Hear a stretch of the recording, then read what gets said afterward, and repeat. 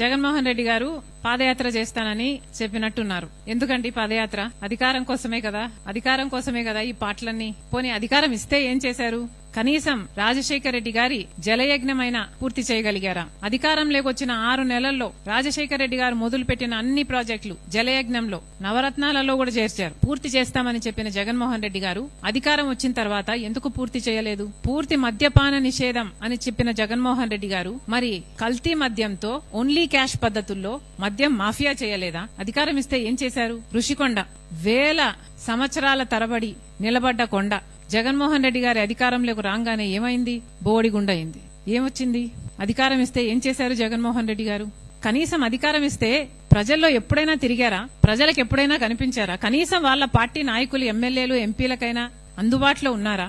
ఆఖరిన సిద్ధం సభలు పెట్టి కొన్ని నెలలు తిరిగారు తప్పితే అసలు జనాలలో ఎప్పుడైనా తిరిగారా జగన్మోహన్ రెడ్డి గారు? ఇప్పుడు పాదయాత్ర చేస్తారా? ఎవరిని మోసం చేద్దామని? ఎన్నిసార్లు మోసం చేద్దామని? ఎబ్రహాం లింకన్ గారు ఒక మాట అన్నారు, to know the true nature of man give him power. ఇది నేను అనలేదు, ఎబ్రహాం లింకన్ గారు అన్నారు.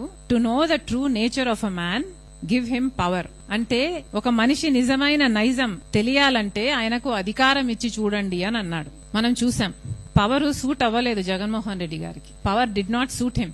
జగన్మోహన్ రెడ్డి గారి నేచర్ మారాలి, జగన్మోహన్ రెడ్డి గారి నైజం మారాలి. జగన్మోహన్ రెడ్డి గారు లో మార్పు వస్తే, జగన్మోహన్ రెడ్డి గారిలో స్వార్థం తగ్గి మంచితనం పెరిగితే మేబీ దేవుడిస్తాడేమో. కానీ అంతవరకు దేవుడు ఆశీర్వదించడు, ప్రజలు ఆశీర్వదించరు. ఇక మేం చేస్తున్న యాత్ర ఎప్పుడో ఎలక్షన్లకు ముందు జగన్మోహన్ రెడ్డి గారు సంవత్సరంన్నర ముందు అనౌన్స్ చేసినట్టు ఇందాకెవరో చెప్పారు, ఎప్పుడు 27 జులైలో పాదయాత్ర చేస్తాడా?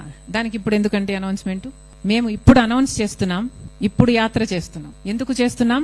మన్రేగాను బీజేపీ చంపేస్తుంది కాబట్టి చేస్తున్నాం. మరి జగన్మోహన్ రెడ్డి గారు దీని మీద ఎందుకు యాత్ర చేయటం లేదు?